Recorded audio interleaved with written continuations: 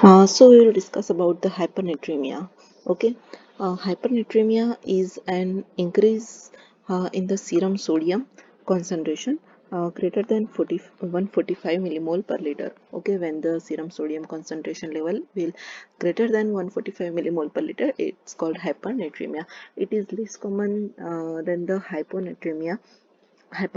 Okay, it is less common than the hyponatremia in clinical practice, but it is a sign of significant disease. Okay, hypernatremia is seen less than the hyponatremia, but it is sign of significant disease. Hypernatremia may arise from either sodium gain or much more commonly from water deficit. Okay, hypernatremia is due to seen due to increased sodium, but it's more commonly seen when the water is deficit. Both are associated with the raised plasma osmolality, and it both when the sodium increase and when the water decreases, both causes the high osmolality. Okay, now the causes of the hypernatremia. So hypernatremia can be thought maybe though often in relation to actual total body sodium. Okay, we have to see in compared to the total body sodium. So hypotonic fluid, the most common group of patients are those with hypernatremia with decreased total body sodium. Hypernatremia will seen mostly with the decreased total body sodium through loss of both water and sodium, but with a greater proportion of water loss which may result from. Okay, hypernatremia seen with the decreased total sodium by both the water and the sodium loss, but there is more water loss is there, so the hypernatremia will be seen. It is due to renal losses. Example like osmotic diuresis secondary to uncontrolled diabetes mellitus.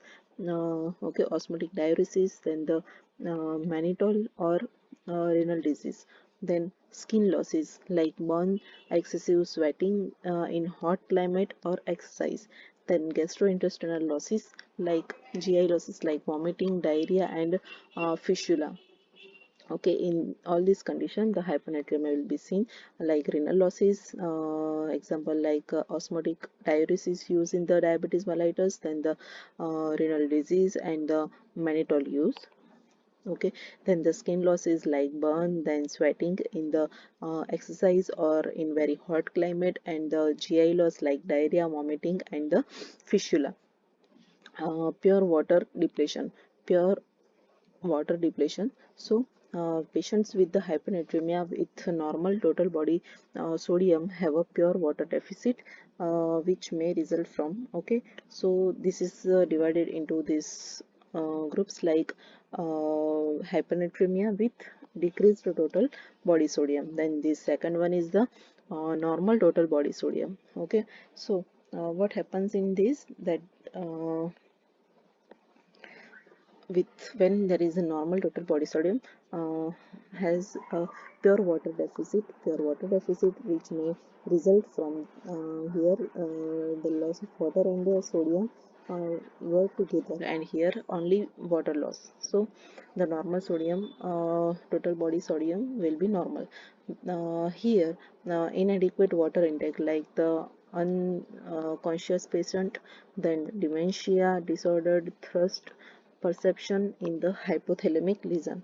Okay, then the extrarenal losses like hyperventilation, hyperthyroidism, and mucocutaneous loss, and the renal losses like diabetes insipidus or the chronic kidney disease. Okay, so in these three condition, the normal total body sodium will have the hypernatremia, like the inadequate water intake like unconscious patient, then the dementia patient, and the disordered thrust perception like in hypothalamic lesion, then the extrarenal losses like hyperventilation, hyperthyroidism, and the mucocutaneous loss, and the renal losses like the chronic kidney disease or diabetes insipidus.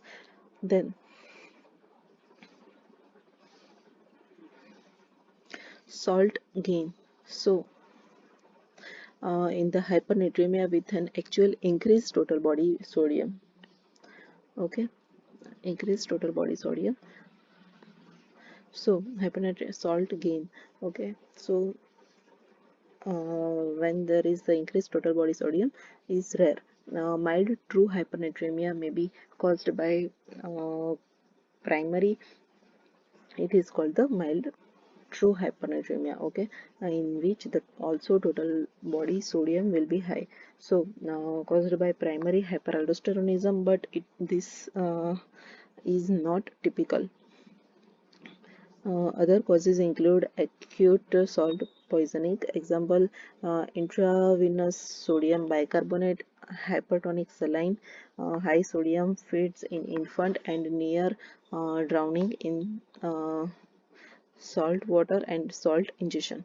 Okay, so when it's seen, this is called the primary hyperaldosteronism, and it is seen in the acute salt poisoning like intravenous sodium bicarb.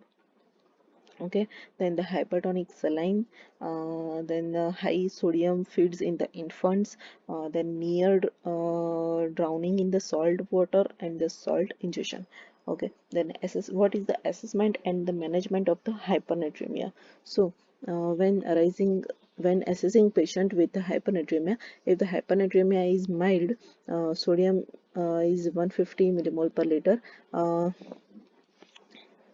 and the patient has obvious sign of dehydration, it is likely the extracellular fluid volume is reduced and that the patient has lost both the sodium and water. Treatment should aim to replace the deficit of the fluid by infusing isotonic saline, or if the deficit is large, hypotonic saline. Okay, so when the hypernatremia is mild, has obvious sign of, and the patient is having obvious sign of the dehydration, it is likely extracellular volume is reduced and the patient has lost both the sodium and the water. So we have to give the isotonic saline, and if the deficit is very large, then the hypotonic saline should be given. With more severe hypernatremia, the sodium of 150 to 170. Here it is the less than 150. Okay, then here 150 to 170. So pure water loss is likely if the clinical sign of dehydration, okay, are mild in relation to the degree of the hypernatremia. This is because pure water loss is distributed evenly throughout the body compartment, and the sodium content of the ECF is unchanged. Treatment should be aimed at replacing water either orally or with 5% dextrose. With gross hypernatremia, which is greater than 180 millimole per liter, and excess of sodium is likely, the patient may present with sign of fluid overload. Treatment may be with diuretics or rarely by the renal dialysis. Okay, so assessment and management is divided into three groups: mild, moderate, and severe mild, severe, and the gross hypernatremia. Okay, this is the mild, then the severe, and the gross. Okay, so when the mild hypernatremia, the sodium will be less than 150.